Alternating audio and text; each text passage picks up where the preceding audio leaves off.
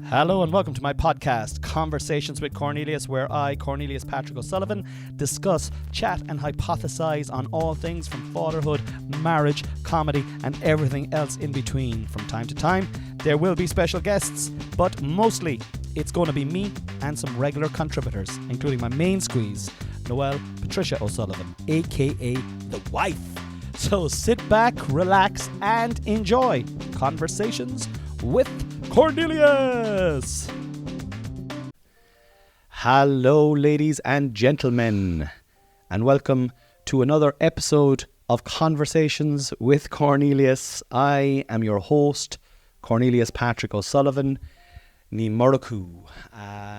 You're Cornelius Patrick O'Sullivan, Ní Muraku, are you? Take my name, bitch. I'm taking your name, babe. I'm not your bitch. Am I? Yes. Okay. Where am I? Thank you for asking. I am in the John Hume War Room in my house, the nerve centre of the People's Republic of my gaff, and that is my office basically. And it is, what time is it? It's about 11 o'clock, is it? No, not yet. 22 minutes past 10, and the sun outside is splitting the stones. I am delighted. It's going to be a scorcher today, guys, and you're probably already listening with the scorcher outside your windows. We're all inside working for the moment, but hope to enjoy the sunshine later today. 100%. We're going to get the pool out for the kids, the paddling pool, and yeah, it's delightful. After a long, dreary winter, I hope now we get a little stretch of fine weather. I would just love if it was just like this until the end of August. I take it. It's not too hot. It's not too cold. You could go out in shorts and t-shirts today. That's enough for me. But if it got hotter, I wouldn't complain either. You know. How am I? I'm not too bad. Thanks for asking as well, guys. Thanks for asking. How am I? I'm not too bad. I'm week 3 on trying to get rid of this chest infection without going to the doctor and getting antibiotics. And I have to say, I feel like I'm coming out of it. I'm going to really double down hard now this week on all the good stuff and, juices and just mainly like just eating right and trying to get my gut health right. And someone mentioned acupuncture to you as well. My sister actually mentioned acupuncture because I feel like my chest infection is almost like, without getting into the nitty gritty, the gunk is almost gone. But I have a nasty cough and it's persistent. So I've never gone for acupuncture. My sister was down with us on Saturday, Cliona. Shout out to Cliona. She is a patron of the podcast, a long-time listener, and actually a long-time sister of mine. Oh, handy, yeah. Yeah, she's a sister of mine now for 30 odd years. Good. Know? That's nice. And we went for a walk and I was coughing away, and then she sent me a message late that night going, have you ever tried acupuncture? She knows someone who went for acupuncture. And I said, you know what, I haven't. I'd be a little bit wary of it. Like, would you? Just like, why? I don't know, because I don't know anything about it. You know, I do know that they stick a load of needles into you, and that doesn't fill me with or inspire me with, confidence, I suppose, or endeavour to do it. Right. But at the same time, it's Oriental medicine, isn't it? That's kind of like old school medicine, and I'm trying to avoid taking. Trying to avoid Western medicine. I'm trying to avoid Western medicine. I'm trying to avoid just taking, and I've nothing against now taking antibiotics. I've taken them for years, but I am trying to give my body a break for when I get sick to always do the same thing. If you always do the same thing, you'll always get the same results. That's a fact of life. So I was like, why don't I just try and let my body try and heal this now by itself? But at the same time, give it every encouragement by putting the good stuff in, try and get my gut health right, the juices, all that kind of carry on. But I am intrigued. If this cough is kind of persistent throughout the week, I might just give it for no other reason than something to talk about, Well, just to try it. Yeah, give it a go. So that's how I am. Who am I? Who am I? That's only a question only you can answer. Nobody knows who I am. I don't even know who I am myself. You're Cornelius Patrick O'Sullivan II. Am I? Who's the first? The fella from Bantry. Oh, that leads us on nicely. Oh, it doesn't really. Well, it doesn't. But it doesn't. But we'll come back to it. We'll get onto it. So, listen, guys. We have a huge announcement on the podcast today, okay?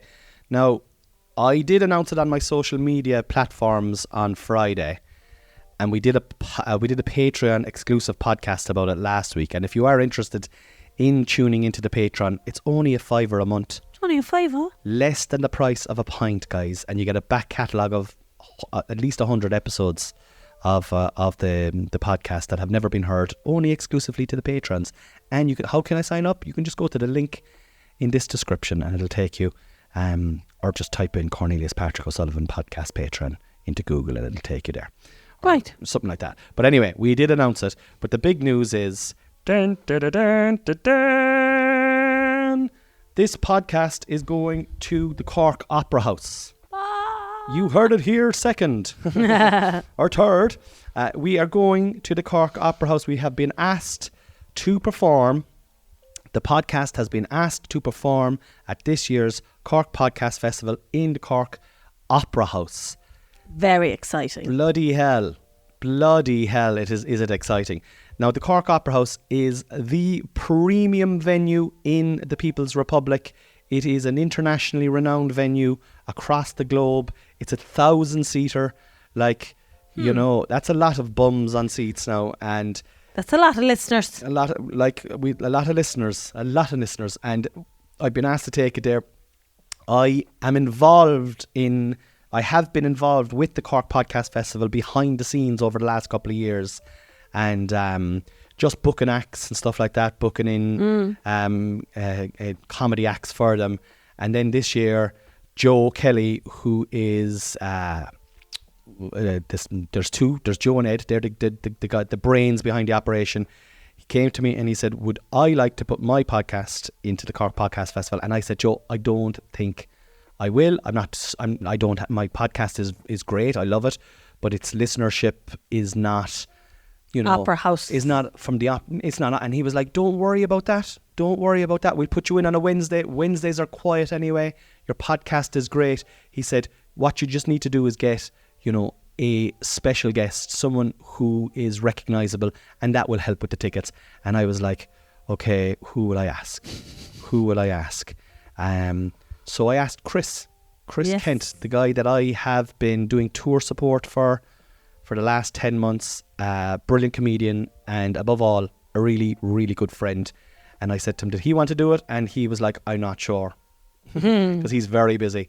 And I said, look, have a look at your dates. And then I said, I'm not bothered if you can't do it, Chris. If you can't do it, that's totally cool. I don't think I'll go ahead with it then, because you're just squashing all my hopes and dreams, Chris, if you don't, but that's fine. No, and I know. I was like, if you want to do it, great. If you don't want to do it, no problem. Literally no problem. He checked his diary and he was free, and he said, let's fucking do it. So we are going to be in the Cork Opera House. Do I know the dates off the top of my head? Nah, sure. Why would that? I think it's like the 4th of September. It's the 1st September. I'm going to say the 1st September. Well, the first Wednesday in September. It is Wednesday the 4th of September. Ooh. You're correct. Yeah. And if anybody who knows me knows, I am absolutely desperate at dates. So that's a win for this morning. I'm going to take it. Might be small to some, but to me, pretty good. Now, a lot of you keen listeners are out there going, what the fuck? Why aren't you bringing your wife on? Why aren't you bringing your fiend? Well, she wouldn't sell any tickets. Do you know spade a spade, lads. Come on. If I was like conversations with Cornelius, special guest, my own wife, what would happen is we would get 40 people to the gig. And that would be 20 family members and 20 family members from me. That's what we would get. We could bring all my followers on Instagram, and I like 450 followers. Yeah. And but fear not, regular listeners, she will be on stage because I have a plan. Chris is my main guest. Basically what we're going to do is I'm going to go out and do some stand-up comedy for about 10 or 15 minutes, and then I'm going to bring on my special guest, Christopher Kent. He's going to come on and do stand-up comedy for 10 or 15 minutes. Then the two of us are going to sit down and we're going to have a wonderful chat for about 10 or 15 minutes, and then we're going to have a break so that the audience can go out and get a little refreshment for themselves. Maybe smoke a doob, maybe not smoke a doob, maybe drink a beer, maybe not drink a beer, maybe go to the toilet, maybe hold that in. It's up to themselves. I would say your bowel movements are, they're important. It's up to themselves though. Yeah, it's up to yourselves. If you want some might call that private. And some people would be into watching it. You know? Like, not me. But then when you come back in the second half, we have 2 special guests coming on stage. And one of those special guests is none other than the queen of my life, the love of my life, the beautiful, the serene, the gorgeous, and the person who never shuts up, Noelle Patricia O'Sullivan. Yeah. So you are going to be on stage in the Cork Opera House for the first time. For the first time. It's my first time I ever set foot on a stage doing anything, and it'll be the Cork Opera House. That's how I roll. That is how you roll. Yeah. So you're going to come on, and we're going to do some. We've got. I'm not going to give it away now, right? Actually, I'm not going to give away the second fun half. stuff. The fun stuff is the second half is going to be unfucking believable. So Noelle is one of the special guests. I have 2 special guests. I'm not going to bother announcing the other special guest because I don't want to spoil it for you. But it is going to be crack. It's going to be questions. It's going to be fun. It's going to be non-stop laughter. It's a Wednesday. It's at the end of the summer as well. It's in September, so kids are going back to school. So do you know what? People will be like, fuck it, let's just do it. I think it'll be something. It's comedy is something that's different anyway. I think a lot of people who go out to gigs, let's do something different. We go out, be something different than going to the pub. I think this is definitely a Wednesday night. The summer is still there. It's still kind of bright. You got to go and do something on a random Wednesday, and you don't have to drink. You can drink if you want. It's just an activity. It's an activity. A different activity. Yeah. Like, I mean... Have you ever gone to a podcast? I have. I've gone to a good few podcasts now because I've been involved. Live shows, yeah. Well, I suppose I went to one and I enjoyed it, actually. Which one did you go to? I was Chris, actually. I saw Chris. Oh, he's really interesting to talk to, listen to. Yeah, and his story is cool as well. So, and that's the thing as well, is, you know, when you go and see a stand-up comedian, right, you're sitting down, you're watching them perform their pre-written material. Obviously there's ad-libs, obviously there's a bit of crowd work, but you don't really get to see behind the mask of what the person is. Oh, the person, yeah, the real life person, yeah. And that is definitely what podcasts are. They're conversations. You get to see the person behind what they are on stage or else you get to get into the minutiae of what that person is. And I think that's interesting. And I know the one you were at last year was in the Cocoa Club. Yes. But I was at a few last year now. I was at Left on Red, which is I booked them last year for the Cork Opera House. Emma Doran and Deirdre O'Kane are in the podcast festival this year. And I booked Emma last year in her podcast with Muireann, and I went to see that. They really are an entertaining night. Different to a stand-up night, but just as entertaining. Yeah. Just as compelling. Just different. I think it's kind of another... It's another night out, like it's a different night again to going to the cinema or going out drinking or going to the pub. Yeah. It's another going, to a comedy night, going to a podcast. I think that's the kind of idea, right? And the thing is, they've given me the Wednesday night, right, which is basically the hard night to sell, do you know? Yeah. And I'm totally cool with that. I actually am totally cool with that because if they gave me a Saturday night, I'd be like, fuck, I have to fill this out. I have to fill this out. So tickets are gone on sale today, and we will be plugging this on a weekly basis on the podcast. Sure, why wouldn't we be? You know? But we won't talk about it at the length we've talked about it today. But we won't talk about it at the length. And it does kind of lead into, myself and Noelle were discussing this before we came on today, just how alternative life has become for you. Yes. Yeah. You know, I'm used to this. I'm used to little projects like, I had my Everyman at the start of the year. I was gigging this weekend. I'm on tour at the moment. Life is a constant series of projects when you work in the arts. Yes. You're like, okay, that's done now. Okay, what's next? There's no time really to rest on your laurels. You can't. If you're going to take it seriously, you have to. And how can you take something that's so ludicrous seriously as well? But there has to be a bunch of projects. So this is the next one. Yeah. So I think it was kind of. So I suppose.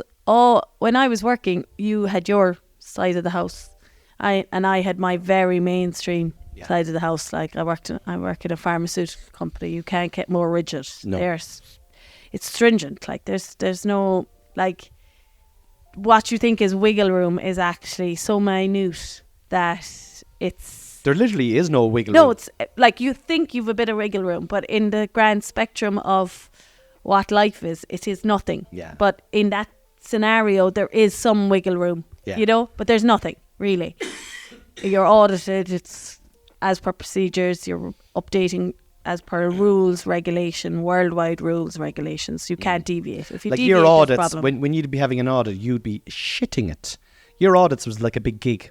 Huge gig, yeah. Yeah, it'd Huge give you the gig. stress, and you'd be doing the prep behind the scenes, and then the day of the audit would be in there and you'd be all Yeah. nervous, and then when it's over you're like, For 5 seconds until the next. hand back onto another project. Yeah. So in a way it's kind of the same, but it is really different. Yes. You know? But I suppose it's because, so I noticed it really, so you had the High B on Saturday night and in Mallow here, and That's a I've gig, done by the other, way. For people who don't know, the High Sorry. B is a Hibernian hotel. Just for the international audiences, I was doing a hometown gig, I suppose, Yes. is what you'd say. Go on anyway, sorry. So, and I was doing the door for it, but it was very much like, I think the Everyman gig, I was not involved in. I was there as your wife. I wasn't involved in the door. No. You know, I was there to help you, but I wasn't part of the production team as such. Do you get Well, me? On the night. No, I push back a small bit on that. Can I push back a small bit on it? Just Well, because, I like, I suppose felt, and it's more like of a positive. Like, I felt the Everyman. I actually feel all my work since you're off. You are, like I even said it to you on Saturday night. It's not me anymore. Oh, I know, but It's on the us. night. So I'm just talking about on the night. I think Okay. in the Opera House. Okay. I mean, in the Everyman, like I wasn't doing the door. I was like, I was able to really enjoy it. I was able to Yeah. drink. I was there as a support to you as a wife. Okay. You needed the support of the yes wife on that day, and that's like Okay. absolutely perfectly fine. But on the High B, because I was doing the door, I was involved in the setting up of the seats. It was different again. But what was interesting was, like, I knew a good few people, or not a good few, but I knew some of the guests or some of the audience, and it was evident how alternative our life is to a lot of people. You know, as in Yeah. me doing the door of a gig, Yeah. checking people in to our gig. Sometimes it feels like a circus. Okay. Sometimes I feel like And didn't you nearly go off with someone from a circus yes, once upon a time? Once upon a so now So- I didn't. I didn't, just to clarify. But my mother suggested it as it wouldn't he be lovely? The clown from Fawcett's. So that was Wouldn't he be lovely for you, so now, Noel? and then I married a comedian. So you know, all married her another dreams clown? came another clown. All her bigger dreams clown? came true. Except without the Fawcett Circus. Yeah, I know where you're coming from. Like, definitely, I suppose it's not a mainstream life. No. There's no wages guaranteed for us at the end of this week. Like, and like when, I do know where you're coming from. It's like you're before, even if you were working now before, I mightn't have asked you to do that door. You would Yeah. have probably sat with the mothers and others up the front, and that was the thing. We may as well move on to that. It was so I've been on tour since the start of the year, and my tour is in full flow now at the moment, and it's almost coming to the back end. I did a gig in Fermoy on Friday. I did my hometown gig in Mallow. I'm not from Mallow, but Mallow is the kind of the Epicenter. it's the epicenter of North Cork, where I'm from. I'm originally from Ballyclaw, grew up in Ballyclaw, played hurling and football for Ballyclaw. My friends are from Ballyclaw, and then we bought our house in Killavullen. And I have to say now, I feel as much from Killavullen as I've ever did from Ballyclaw. And Do ya? I do, and I like that as well, because I have struggled with it at the start, because I think it's the GA thing. Like, you know, it's embedded in you so much that you're like, how could you go for another team? How could you go for another team? But then I seen my boys with, like, particularly Harvey.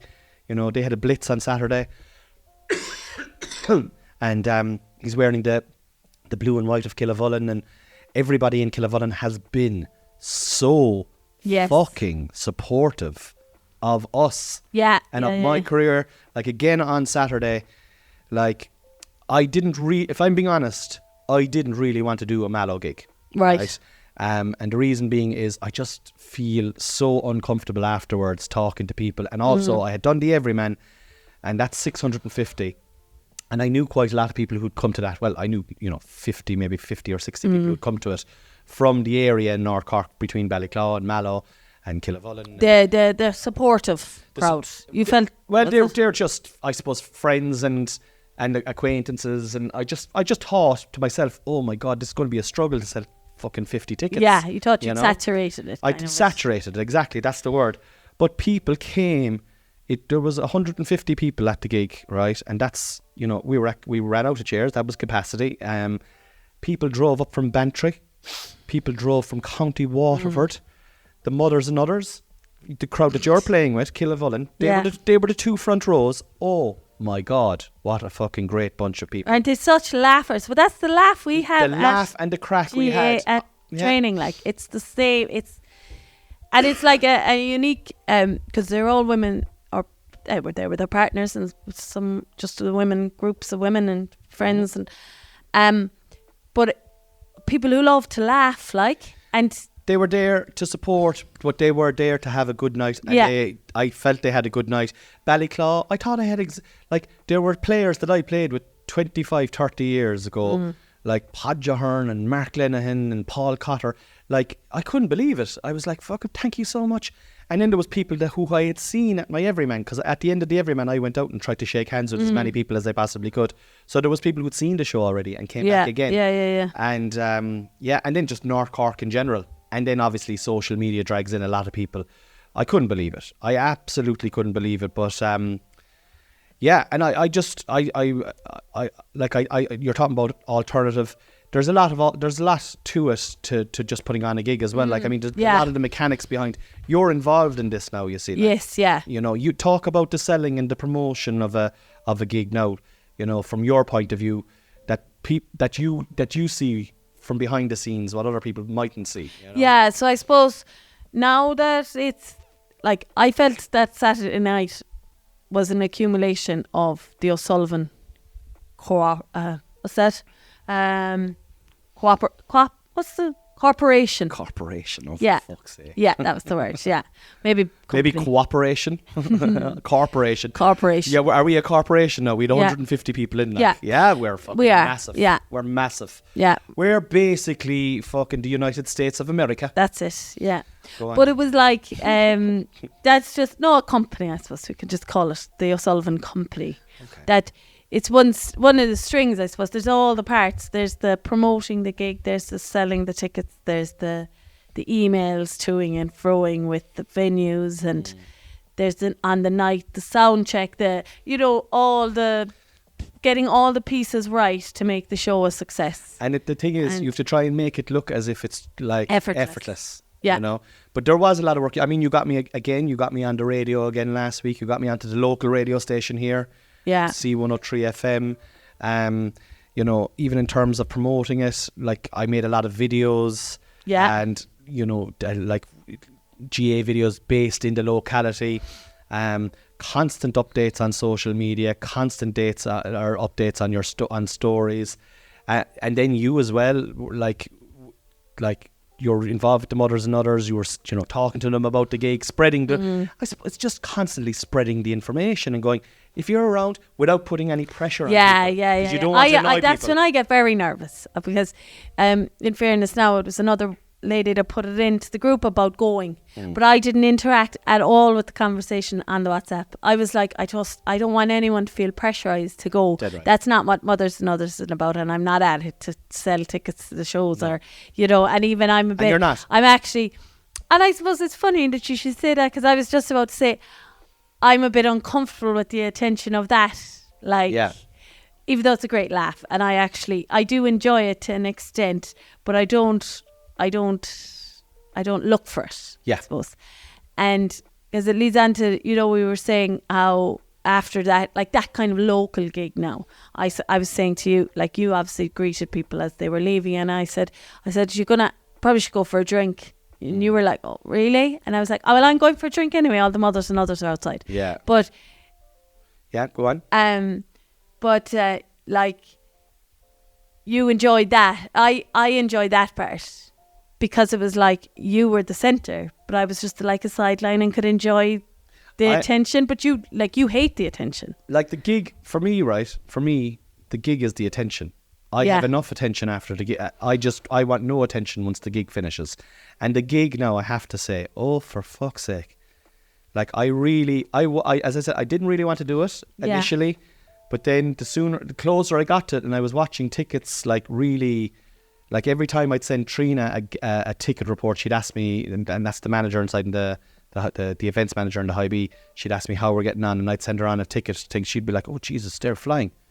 Oh, wow, yeah, Jesus. Great stuff, yeah. And I didn't realise they were flying, because I'm selling tickets all the time for Coco and stuff like that, but I don't know what it's like with Roar. She goes, geez, no, they're really good. It's going to be, we've had loads of phone calls as well about it. There was a load of walk-ups.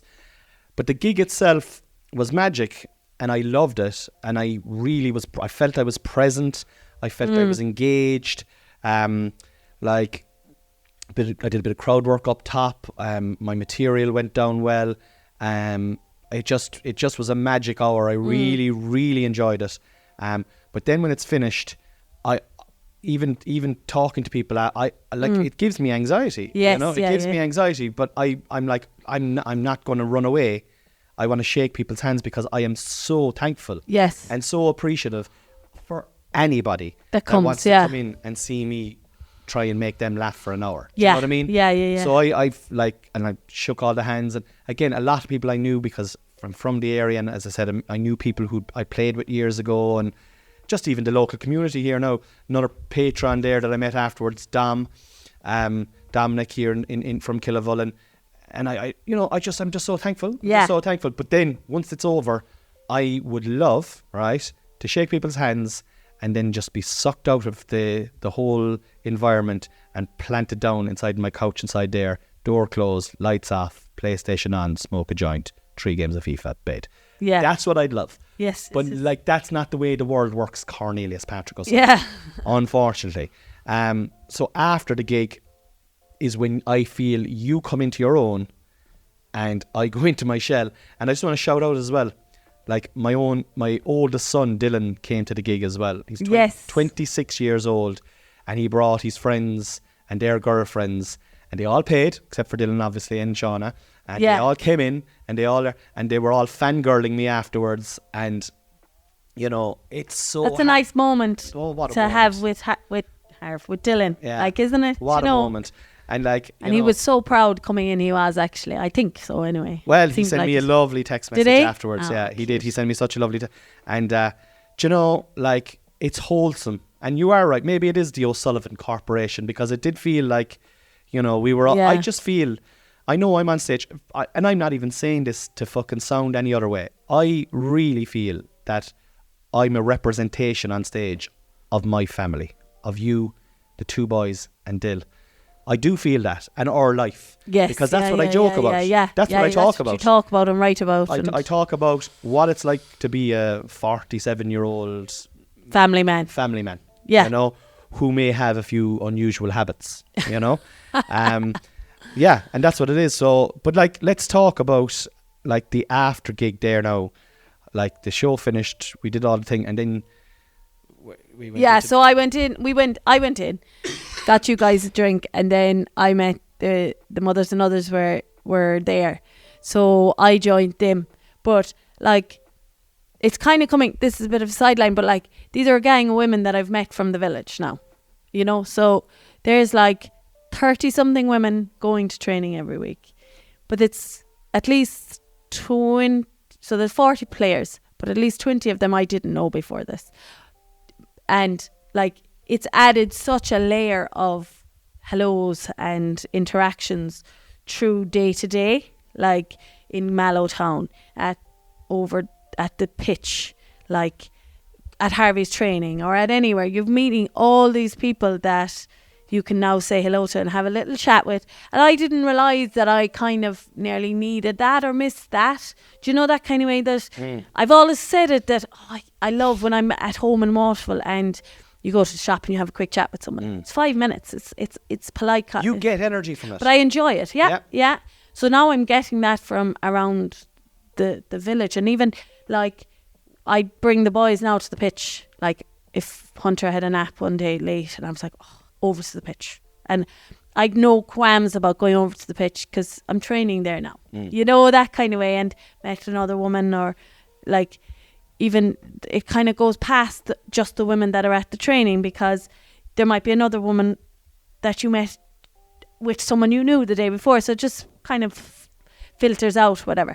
But anyway, so back to the night. Like, so these women sat down enjoying the chats with them, but you were, I think people don't get that you, after a gig like that you're wouldn't be open to huge partying, like, do you know, that I'm kind of way. You're exhausted anyway. Yeah, I'm spent. It's like playing, like. But then you're not a social butterfly. Like, comedians aren't social butterflies. No, we're not. Like, everyone expects you to be a social butterfly, even going to the pub for a quiet pint. Yeah, and like I like going for pints, but I like going for pints by myself with maybe one friend. Do you know? Like, I don't get me wrong. I anytime I go across to the village, I 99% go over by myself, and I'll go over during the week on a quiet night. Yeah, a few pints. I just like my own company, I suppose. You know, not that I don't like other people's company, but I'm just. Do you know what I find hard? I find hard when people go, "Oh my God, you were brilliant, you were fantastic, Jesus Christ, that was hilarious." I don't know how to react to that. Yeah, you get nervous nearly, and then they're like, "Oh, is he?" Yeah, I feel like if I say, "Oh yeah, I was," or something like that, like I'm like, "Oh, is he full of himself, or is he too quiet, or is he too?" He's full of himself. I just don't know. It's just awkward for me. But anyway, thankfully there was an Elvis singer inside the band, inside in the pub, and he was fucking amazing. Yeah, he was very good. Brilliant. Yeah. He looked like Elvis. He had all the songs, and once we spilt out inside there, there was people dancing and everything. Yeah, like, you know. Yeah. I sat in the corner anyway. Yeah. With Dan, my support act, and we had a pint. But you had been supping away, so you had felt you were half full of drink anyway. Yeah, I was ready to go at that stage. Yeah. And we also had, and we'll move on to this now. We also had a big gig the next day. Oh my God, sure, we were full of big gigs this weekend. Talk about the next big gig. Traps. So then on Sunday we had Harvey John O'Sullivan was in the Cork Opera House. Our 7-year-old. Our 7-year-old. He was in there with Centre Stage, Mallow Centre Stage, in the year show. So so myself and Harvey and Nan went up first. And even yesterday morning, he hadn't been going on about it. He's kind of getting used to, like, I don't think he was as distracted all week about the show. I think it was because it was on the weekend versus he did a show in the Opera House before, but it was on a Thursday evening. Yeah. And I think so he was obsessed about the idea of, you know, he was going to be collected. But did I collect him a little half an hour earlier from school? And whereas this was the weekend, so it didn't kind of interrupt him as much or whatever. But like Sunday morning, I came downstairs, he's like, "Mom, today's show day." And like, he was heading off in his like little leggings. I didn't want, they were sports pants, they had to be called, because he was like, "I'm not wearing leggings, Mom." He has such masculine energy. Yeah. Or Harvey John. He does not want, he hates girls, well, he loves girls, but he hates pink. Do you know the colour pink? Yeah. He hates anything that's like, he's so masculine, he's like, "No, I'm not wearing that, that's pink. Yeah. I'm not wearing leggings." You know, Yeah. it's class. I think it's class to see. No, I do. I think it's class to see, because like you're just like, okay, all right, he's forming his little personality here. Yes, that's what I think is class. yeah. Actually, I don't think it's class that he doesn't want feminine energy. Yeah. But his personality is starting to develop, and it's just interesting to see it. But go on anyway. Well, it's just interesting to see that these, I don't know, is it boys being boys or what? But like, we're obviously not allowing him to. Like, that goes without saying that the boys are good, girls are weak, or we don't allow obviously you're spot any on. of that. You're very weak, like, I mean, like, and we don't allow any of that narrative. But even though the it's natural thing for him is like, pink is for girls, blue is for boys. Yeah. Whereas Hunter Cornelius I had my toes painted, and he was like, "I wish I could paint my toes, and can I paint my toes and my hands?" And he puts on your makeup, lipstick, and he's all into all that world. He's and more we intrigued. encourage that as well. Yeah.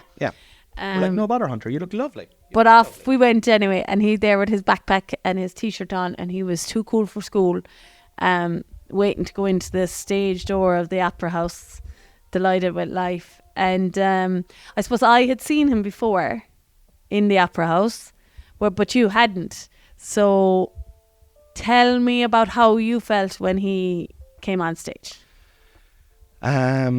So as you said, you guys went up first ahead of us. Me and Hunter hung on here a small bit. Because I was tired, obviously, from the night before. Well, we had to be there way earlier had anyway. to be there way earlier, and there was no point in us hanging around. And Hunter was dressed to the nines. Yeah. To the nines. Yellow pants, pink and white, stripy shirt. And then I was just in jeans and a black t-shirt beside him. He outdid me. Big time. We just got in by the skin of our Mickey. We got in with about 2 minutes, 2.5 minutes. A description I don't need. We just got in by the skin of our scrotum. Oh. Right? And we were right up the front, second seat, and lovely people sitting in the seats beside us. But there was, and I'll get onto this in a minute now, there was a problem with the lady that was sitting in front of us. But the plan was, this was the plan all along, the plan was to go in, watch Harvey, leave at half time. Yeah. Because there was another hour and a half afterwards, and Harvey was going to come out for the finale, but it's too long to keep a 4-year-old inside in the Opera House for 3 hours. It's just too long, and he wouldn't have the attention. And even for the period of time that he was there, it was me just trying to keep him sitting in the seat. I tried to keep him engaged in the show. So we were 2 seats from the front. Oh my God, like, they are great seats, to be fair. I mean, you can see micro expressions on people's faces. Yeah. And the talent from that centre stage group is absolutely unbelievable. I just want to give a shout out to my friend Aideen McAuliffe, who owns and runs that centre stage company. That's a proper company. Company, yeah. For 20 odd years, what she has done is beyond phenomenal. From starting up just like a little class. Yeah. She had like 8 students in the class. And I remember when she started it. And I've been in centre stage productions in the past. I was in, what's that one? Fame. Oh, yeah. I played a teacher in Fame.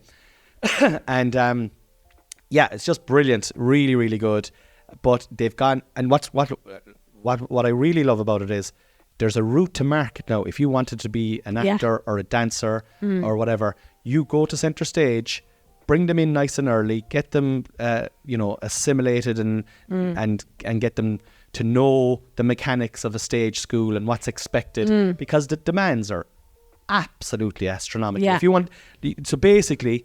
wanted to play hurling or football at a high level, Killavullen's a great club to go to, because from 5 or 6 there is coaches all the way up. There is no stone left unturned, all the way up to minor. And if you're good enough and dedicated enough, you could play for the Cork Minors if your club was Killavullen, because they have all of the procedures and the steps and the facilities and the love and the endeavour to get you there. Yes, yeah. I would say the same is the case for centre stage. Yes, yeah. Because they have all that in place. Started off with 18, I think they have like 35 or 36. 30 something, yeah. Teachers and, so a bit of a digression there, but I felt it was worthy to say it. And I was watching it, didn't know what to expect, was kind of allergic, if I'm being honest. Yeah. But I was enthralled.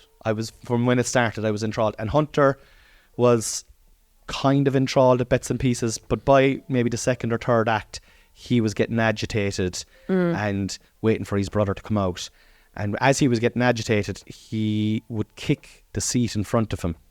Now, I definitely didn't see this going on, but I know he would have been doing it, Saw him doing it once or twice, just a little tap now with his foot, not a belt, just tap. But he wasn't doing it excessively, and I probably should have stopped him immediately, but I didn't even. He was just like barely touching it with his foot, and Harvey came on anyway, right? And again, Harvey hasn't told us anything about what he was doing. He wouldn't even do a song. Like, he wouldn't even tell us. He won't sing a song first. He won't do it. He won't practice. He won't do anything at home first. Yeah. He'll just land out. What was that like? I don't want to talk about it. All right. Okay. Do you want to go back next week? Yeah. On he came, and I could not stop crying. He's nearly welling up here now, lads. By the way. I could not stop. And I was like, I have to stop crying here now. There's people left and right of me. But luckily people were watching what was going on and not watching me. And I was trying to contain myself. I was so proud of our little small 7-year-old autistic boy. He was endearing, engaging, honest, thoughtful, fearful, and young. And you can't bottle that. No, You can't yeah, bottle yeah, it. yeah. And everybody had their phones out and they were all recording it, right? You're not supposed to do that in the opera house. And I had my phone in my pocket while I said this to you. You were going to do it. You were all boisterous before you Yeah. went in. I'm just going to I'm just going record to take it out. I'm just going to record it. But then I was thinking to myself, do you know what?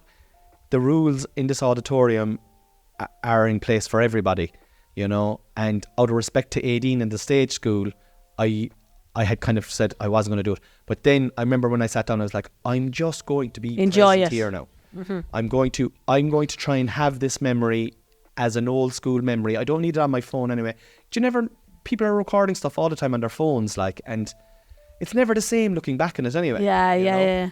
I just watched it, and anytime he did something, and Hunter stood up as well, and he'd been sitting for everything, and he was just like mouth open, oh my Watching. god, oh my god. And when Harv came out at the start, he gave me and Hunter a little wave, a little kind of a cool wave. Yeah, Not just like a little, just an underhand. Yeah. Like, yeah, I see you. I acknowledge you. And I thought he was just outstandingly brilliant. Was he? No, he was normal. He was like everybody else there, but he did it. Oh Jesus, he was so earnest in it. earnest wasn't is it? a word. It was so, and I was just so proud of him. And then he was off, and I was like, okay, when is this over now? When is the break over? So we get the fuck out of here. But then Hunter was tapping on that fucking girl's chair, I'd say again, and she turned around, right, about two more episodes in. Now, I have to say, it could be annoying what he was doing. It could have been annoying what he was doing. And it possibly was annoying what he was doing. Mm-hmm. But he was doing it so sporadically that his father didn't even realise how regular it was happening. Yes, yeah. This woman turned around. Oh my God. Vicious. And she was so vicious that the people beside me were looking at me. And I knew the people who were sitting behind me as well. Yeah. And I was like, I just felt like I was, she said, please refrain from kicking the back of my chair. And I was like, I'm so sorry. I'm so sorry. And I was obviously sorry. But it was just a way to do that. Hunter's feet could barely even touch that. But He anyway. wasn't whacking it. I'm telling you now. But anyway, a tap on those seats is annoying. I mean, I was It could be annoying now, So and I I will say was that. at the last show, and there was a kid hitting the back of the woman beside me's chair, which I could feel as well, and it was annoying, right? And I thought she was bad enough, in a sense, the scowls that she was giving, turning around, like. I'd have preferred a scowl. I would have stopped the whole thing with a scowl. Like. Yeah, that's level one. Level one is a look back. I look back And a smile. Yeah. And Yeah. you know, your kid is. And level two is a kind of another look back and a bit more of a grumpy face.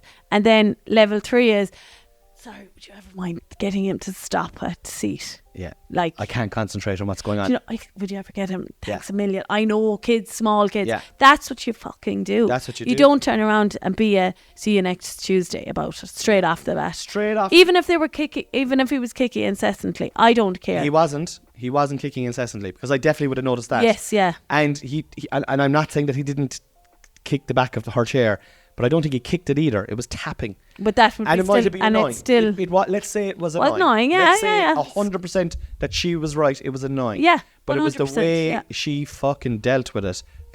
And then I just said to Hunter then, the music was loud, and Hunter had his hands over his ears. It was like, the music's a bit loud, Dad. And the plan was for us to go anyway. anyway, yeah. So I was like, do you know what? Fuck this bitch. Yeah, you're going to be, I've seen my darling half. yeah.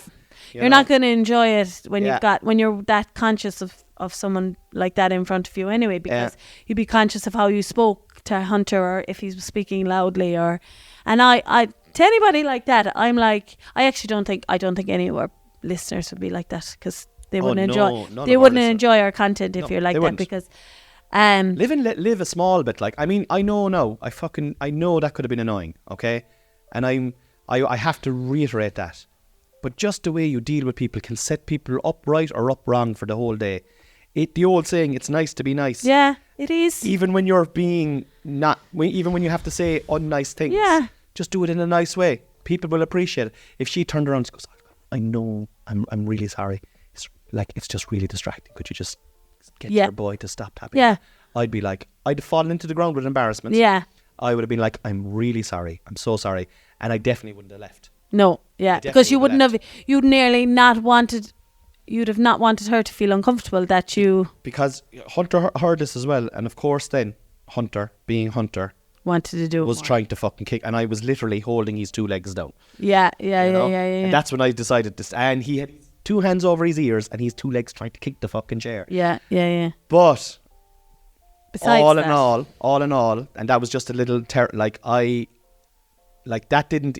didn't even spoil it for me. In a way, I was kind of happy that she did it because it meant I could get out of there quicker. You had a quicker. good excuse to go. Yeah. And it was amazing, and I was so proud of her Harv. But we're going to finish up now on a new segment that we're going to try and bring into the thing. And I've thought of something while we were in the middle of this conversation. Oh, really? But intriguing. I'm going to give you the first stab at it for win of the week. Win of the week.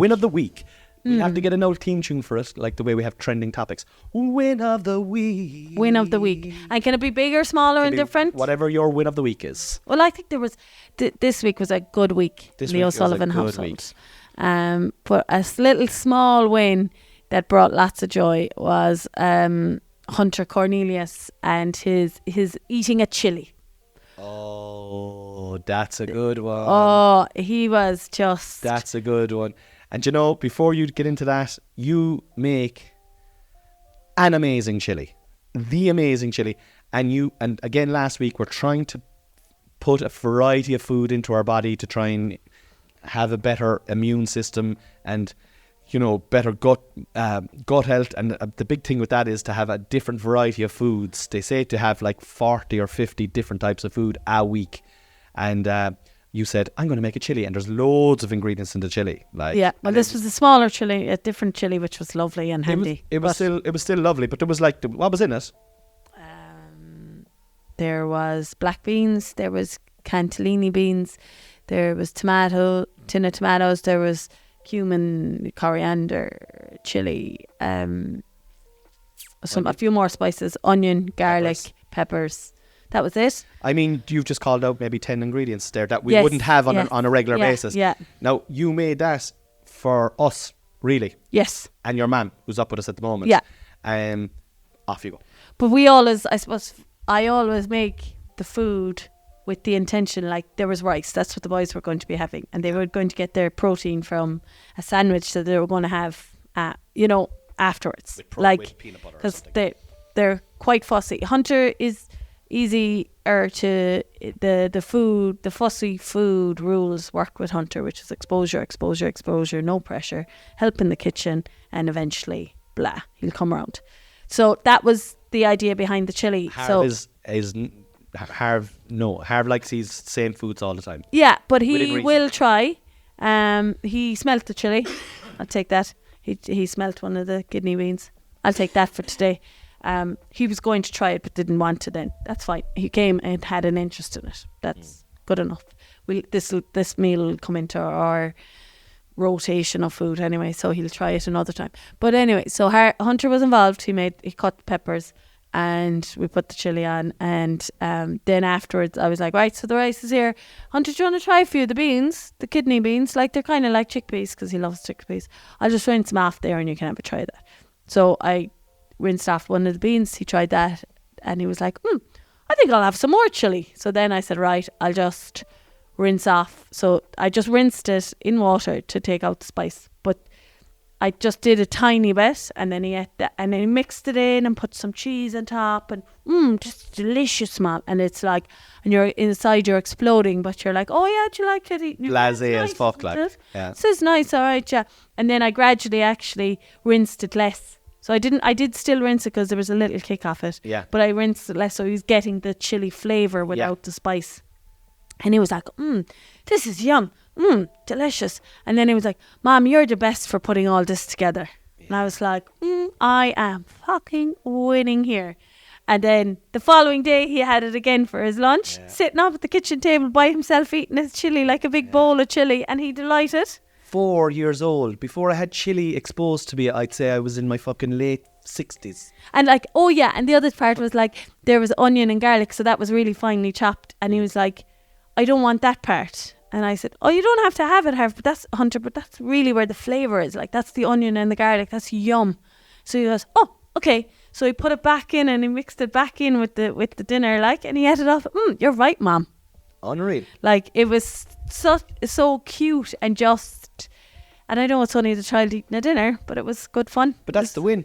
Yeah. That's a win, because like that's effort in the kitchen to make a healthy dinner for the well-being of our family. Yeah. And I know, we know Harv is going to be always difficult with food. That's just a par for the course with someone who has autism. Well, it's not necessarily, but it is it's common. Yeah, it is very common, and it is common with our Harv. I know now. Yeah. I know he does expose himself to a little bit more, but by and large, he is a guy of routine, and he likes what he likes, and doesn't really deviate massively.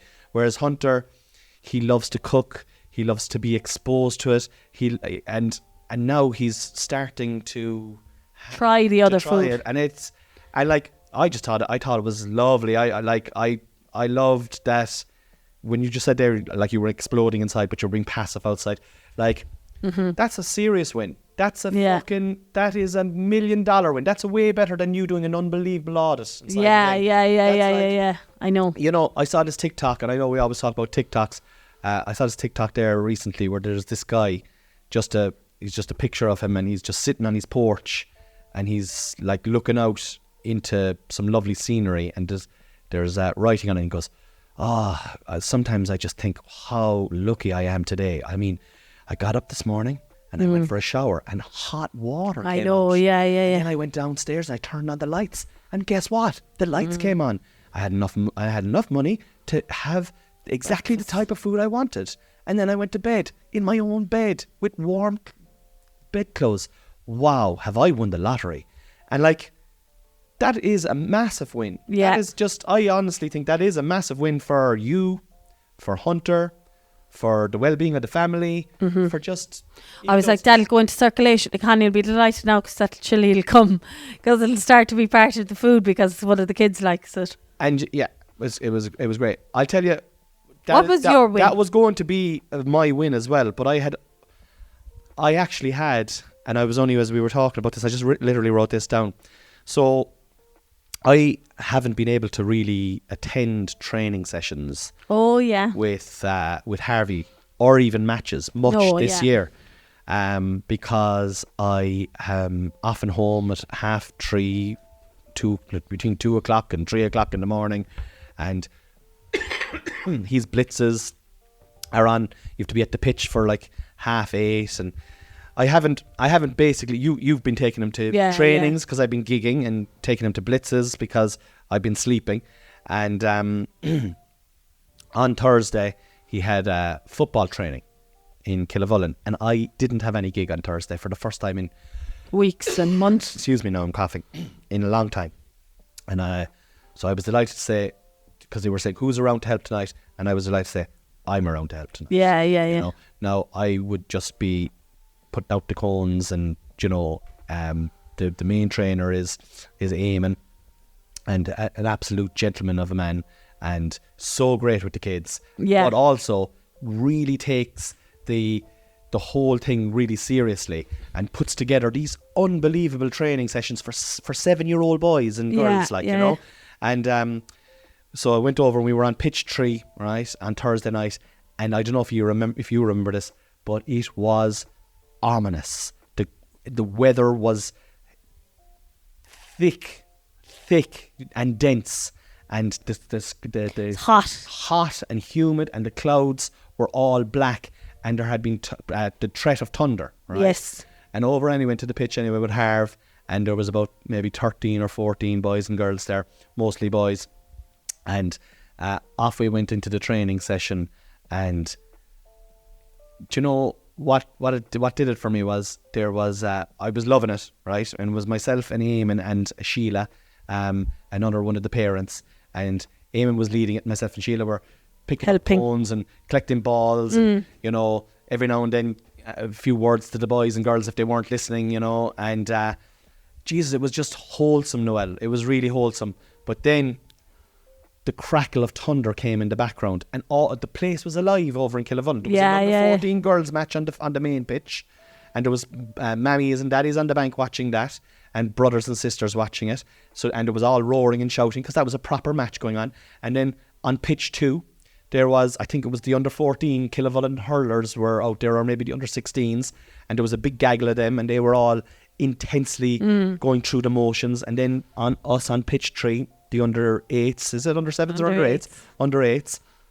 And Eamon had a little, like, I don't know what you call it, a little box. Beatbox. What's it called? A little beatbox. And he put on music. Now, I have been playing hurling and football, and I have been going to hurling and football matches and training sessions. I remember bringing Dylan from when he was 10, you know, all the way up until he played junior A football for Ballyclaw, and I was at all those matches and all those training sessions down through, or a lot of them, 90% of them, down through the years. But I never ever heard music at a training session. Right, yeah. And he put on music, and something happened to the group. It was almost like it was hypnotic. It was like he knew exactly what was going on, and the training session had a beginning, a middle, and an end. But the boys just got into it. And the music was there. And then myself and Sheila were involved in the warm-up as well. And we got into it. Yeah. And there, suddenly I was there jumping, catching imaginary The music balls. was catching you as well. And like Pink's, you were a big, massive Pink fan. And one of her songs is, you know, what is it? Try. What's that one? Oh, yeah, I can't think down. Yeah. But it was on anyway. And basically it was like, you know, music to motivate you in it. And the kids and everybody was into it.